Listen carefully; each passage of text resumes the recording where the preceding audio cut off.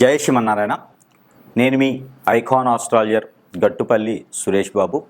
మనకి ఈ యొక్క కొన్ని విషయాలు మనము వింటుంటేనే, ఆలకిస్తుంటేనే, చూస్తుంటేనే అవి మనకి తెలియకుండా ఉండేటువంటివి, కొత్తగా ఉండడం, వింత ప్రవర్తనలు ఇలా మనకి చాలామందిలో చూస్తుంటాం. అది మన ఇంట్లో కావచ్చు, పక్కింట్లో కావచ్చు, ఎదురింట్లో కావచ్చు, మనకు తెలిసిన వాళ్ళు కావచ్చు, ఫ్రెండ్స్ కావచ్చు, శ్రేయోభిలాషులు కావచ్చు, రిలేషన్స్ కావచ్చు. ఇక్కడ ఒక మనిషికి మనిషిలా ఉండడం, మనిషిలా ప్రవర్తించడం అన్నీ కూడా మనిషి ఎలా అయితే జీవిస్తారో, మనిషి జీవన ఆధారం ఎలా ఉంటుందో, జీవన శైలి ఎలా ఉంటుందో అలా కాకుండా సనాతన ధర్మానికి పాటిస్తూ ఉండకుండా భిన్నంగా ఇబ్బంది పడుకుంటూ తనలో తానే ఇబ్బంది పడుతూ మనము కొన్ని రకాల పేర్లు ఉంటాయి. పిచ్చివాడీడు, వీడికి మెంటల్ వచ్చింది, బ్రెయిన్ పనిచేయట్లేదు, ఇలాగా కొన్ని రకాల రోగాలు రావటం, నొప్పులు రావటం ఇలా మనం చూస్తూ ఉంటాం. మనకు కూడా చాలా అనుభవాలు చూస్తూ ఉంటేనే వస్తూ ఉంటాయి. దానికి తెలిసిన వాళ్ళకైతే సూక్ష్మంగా చూడాలి, తెలియని వాళ్ళైతే లైట్ తీసుకొని ఏం కాదులే అనుకుంటారు. కొంతమంది ఏంటంటే గుళ్ళలోకి వెళ్ళడం, ఏదైనా పూజలు హోమాలు ఉండి చేయించుకోవడం, ఒక్కొక్కరు ఒక్కొక్కలాగా చేస్తూ ఉంటారు అన్నమాట. దీనికి అంతటికీ కారణం, ఇదంతా ఎందుకు చెప్తున్నాను అంటే కనుక, దీని అంతటికీ కారణం ఏంటంటే కనుక, మంచి ఎలా ఉంటుందో చెడు కూడా అలానే ఉంటుంది. ఆ చెడుకు సంబంధించినటువంటి విషయాలలో కొన్ని విషయాలు మనం గమనించినట్లయితే చేతబడి, హిప్నాటిజం, బ్లాక్ మ్యాజిక్, కాలాజాదు, వశీకరణం, మందు పెట్టడం ఇలాగా చాలా రకాల పేర్లు ఉంటాయి. యక్షిణి విద్యలు, బాగల్ముఖి, భానుమతి, ఇంకా చెప్పుకుంటూ పోతే స్పిరిట్ అంటారు. కొన్ని స్పిరిట్ ప్రేయర్స్ ఉంటాయి. ఇలాగా చెప్పుకుంటూ పోతూ ఉంటే చాలా రకాలు ఉంటాయి పేర్లు. కాలభైరవుని పూజిత వాళ్ళు అంటారు, ఇలాగా ఇంకా భైరవ పూజలు అంటారు, ఇలా చాలా ఉంటాయి అన్నమాట. అలాగా చెప్పుకుంటూ పోతే బొచ్చుడు ఉంటాయి. అయితే వీటన్నిటికీ కూడా మూలం ఏంటంటే, ఇలా చేయడానికి గల కారణాలు చాలా ఉండొచ్చు. ఒక మనిషి మీద ఒక మనిషికి పడకపోవటం, విరక్తి, విసుగు, కోపం, చిరాకు, చికాకు, ఆందోళన, వ్యసనం, రంది, ఓర్చుకోలేని తత్వం, ఇలాగా చాలా రకాలు ఉంటాయి. ఆస్తి కోసం,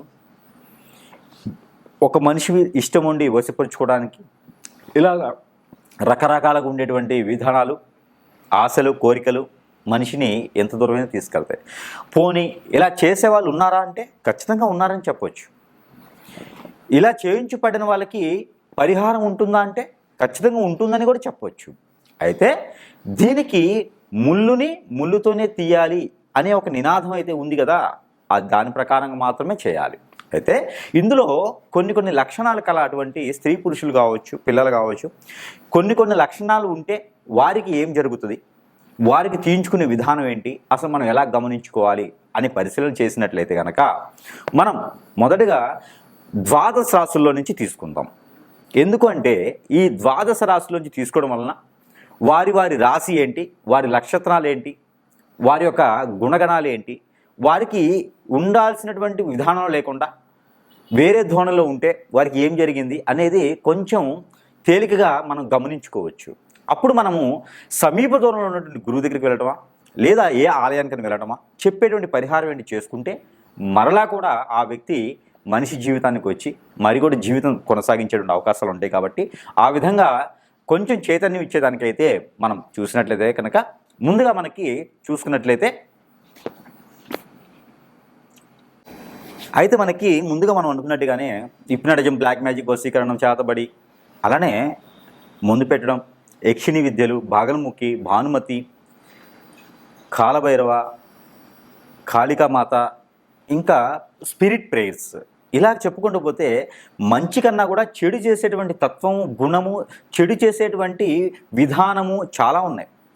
మంచి మనం కొన్ని లక్షల రూపాయలు ఖర్చు పెట్టి హోమం చేస్తే దానికి ఒక ప్రతిఫలం అనేది ఎప్పుడు కనిపిస్తుందో తెలియదు. కానీ ఇలా చెడు చేయించడం పడడం వల్ల కొన్ని రోజుల్లోనే మనం ప్రతిఫలం అనుభవించాల్సి వస్తుంది. ఎలా అంటే నిజమే కదండి, మనము మంచి చేస్తే అది తెలియదు, మర్చిపోతారు. చెడు చేస్తే ఖచ్చితంగా అది గుర్తుపెట్టుకుంటారు. అయితే మనకు ముఖ్యంగా తులారాశి వారికి, ద్వాదశ రాశిలో ఒకటి తులారాశి వారికి ఇలాంటి ఏమైనా జరిగితే వారి సిమ్టమ్స్ ఎలా ఉంటాయి అనేది ఒకసారి చూద్దాం. ముఖ్యంగా ఎంత వయసు వచ్చినా పెళ్ళి అవ్వకపోవటం. తులారాశిలో ఎవరైనా ఉన్నారా? మీ జాతక ప్రకారంగా తప్పేం లేవు. ఏ నక్షత్రమైనా, ఏ గడిలో ఉన్నా, ఏ లగ్నమైనా, ఏ రాశిలో ఏ గ్రహం ఉన్నా, దశాంతర దశలు ఏదున్నా కూడా పెళ్ళిళ్ళు అవుతాయి. కానీ వయసు మించిపోయింది, పెళ్ళి అవ్వట్లేదు అంటే ఖచ్చితంగా మీకేదో జరిగిందని. మీరు చదువుకున్న దానికి చేసే పనికి సంబంధం ఉండదు, ఖచ్చితంగా మీకేదో జరుగుతుంది అని. అలానే మీరు అనుకున్నటువంటి గోల్స్కి రీచ్ అవ్వలేకపోతున్నారా? విదేశాలకు వెళ్ళి అక్కడ సెటిల్ అవ్వాలనుకుంటున్నారా? అయితే దానికి తగ్గట్టుగా మీరు లేరు. మీకేదో గ్రహాలు సహకరించక కాదు, మీకు నక్షత్రాలు సహకరించక కాదు, మీ టైం బాగాలేదేమనుకుంటున్నారా? అట్లా ఏమి ఉండదు. దేవుడు మనకి రాత రాసినప్పుడు అన్నీ రాస్తాడు. దానికి తగ్గట్టు కాకుండా భిన్నంగా ఉన్నాయి అంటే అక్కడ మనం మానవులు రాసిన రాతలో మనం ఏదో ఇబ్బంది పడుతున్నామని అర్థం.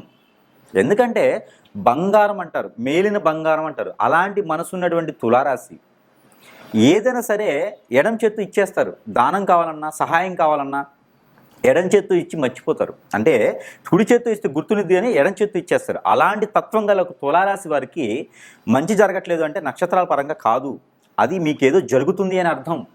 పూర్వీకుల ఆస్తుల కోసమో, స్వతహాగా కోటీశ్వరులు లాంటి వారు, స్వతహాగా జమీందారు లాంటి వారు తులారాశి వారు, లేకపోయినా కూడా రాజ్యాలా బతుకుతారు తులారాశి వారు. కానీ వారికి ఎదుటి వారికి నచ్చక శ్రేయోభిలాషులే, పక్కనుండేవారే గొయ్యి వేస్తూ ఉంటారు. లవరే కావచ్చు, ఎవరైనా కావచ్చు, ఊబిలో తోసేస్తూ ఉంటారు. మనం జీవించడం ఇష్టం ఉండదు, నటించరు. తులారాశి నటించరు, జీవిస్తారు. ఆ జీవించడం అనేది ఇంటి వాళ్ళకి నచ్చక ఏదో చేపిస్తుంటారు. దాని ద్వారా మీకు డబ్బులు జేబులు ఎప్పుడు ఉండవు. ఎంతటి ఉన్నత స్థాయిలో చదువుకున్నా కూడా చిరిగిపోయిన బట్టలు వేసుకుని తిరుగుతూ ఉంటారు. ఏంట్రా బాబు ఎంత ఉంది, ఎందుకు ఇలా చేస్తున్నారు అంటారు. మన బాధ మనకే అర్థమైంది, ఇది వరకు తెలియదు. దానికి ఏంటంటే మీకు నక్షత్ర ప్రకారం కాదు, ఏదో చెడు జరుగుతుంది మీలో, ఎవరో ఏదో చేపిస్తున్నారు మీకు. దాని ద్వారానే ఆ చిరాకులు ఉంటాయి. ఖచ్చితంగా మీరు గురువు దగ్గరికి వెళ్ళి చూయించుకోండి. చిన్న ఉపశమనం కావాలి అంటే మీకు ప్రతిరోజు కూడా లక్ష్మీ నరసింహస్వామి గారి స్తోత్రం వినండి. అలానే మేడి చెట్టు ఉంటుంది. ఈ మేడి చెట్టు కింద ప్రతి గురువారం దీపారాధన చేయటం, రావి చెట్టు కింద దీపారాధన చేయటం, ఆవు నెయ్యితోనే చేయాలి, 2 ఒత్తులేసి చేయాలి దీపారాధన చేయటం. గురువారం రోజున సాయంత్రం 5 రావి చెట్టుకు కానీ వేప చెట్టుకు కానీ ఒక 3 చెంబులు నీళ్లు పోయటం, షుగర్ వేయాలి, అందులో పంచదార వేసి నీళ్లు పోయాలి, బెల్లం కానీ పంచదార కానీ వేసి నీళ్లు పోయటం, ఉదయించే సూర్యునికి నీళ్లు ఆజ్ఞనివ్వటం, ఇలాంటివి చేస్తూ ఎండి మిరపకాయలు ఒక 1/2 కిలో, నల్ల నువ్వులు ఒక 1/4 కిలో, తెల్ల ఆవాలు ఒక 1/4 కిలో, నవధాన్యాలు ఒక 1/2 కిలో, ఇవన్నీ కూడా ఒక ఎర్రని వస్త్రం అంటే బ్లౌజ్ పీస్ లాంటి దాంట్లో కట్టేసి, ఈ కట్టేసినటువంటి దాన్ని మీకు దేవుని మందిరం వద్ద ఉంచేసి ఒక 7 రోజుల తర్వాత ఇది మన తల చుట్టూతో 7 సార్లు, తల దగ్గర నుంచి కాలు వరకు 7 సార్లు తీసేసుకొని, దానితో పాటు ఒక 56 రూపాయలు కూడా దిష్టి తీసేసుకొని అవన్నీ కూడా కలిపేసి ఎక్కడైనా పారేటి నీటిలో వేయటం. ఆ 56 రూపాయలు అయితే ఏదైనా కొనేసి ఎవరికైనా పేదవాళ్ళకి పంచిపెట్టడం చేస్తే కొంతమేర ఉపశమనం అనేది మీకు లభిస్తుంది. అలానే వెండి, ఇత్తడి, రాగి ఇలా పంచలోకాలు ఉంటాయి. ఈ పంచలోకాలు మిశ్రమం కలిగినటువంటి లాకెట్ ఏదైనా పెట్టుకొని అది కూడా దానం చేయాలి, ఎవరికైనా మంచి జరుగుతుంది. లేదా శివాలయంలో పంచామృత అభిషేకం 7 వారాలు చేయించండి. 1 వారం మిస్ అయినా పర్వాలేదు, మధ్యలో 7 వారాలు ఖచ్చితంగా చేయించండి. కొంతమేర ఉపశమనం జరుగుతుంది. ఇలాంటి సిమ్టమ్స్ ఉన్న తులారాశి వారు ఎవరైనా ఉంటే నాలాంటి గురువు దగ్గరికి కానీ, మీకు సమీప దూరంలో గురువు దగ్గరికి వెళ్తే సరైనటువంటి పరిష్కార మార్గాలు చూపిస్తారు. మళ్ళీ కూడా మీరు జీవన శైలి మొదలుపెట్టడానికి అవకాశం ఉంటుంది. కాబట్టి ఇలా చిన్న ప్రయత్నాలు చేసుకొని అదృష్టవంతులు అయ్యేదానికి అవకాశం ఉంటుంది. కాబట్టి ప్రయత్నం చేయండి. జై శ్రీమన్నారాయణ.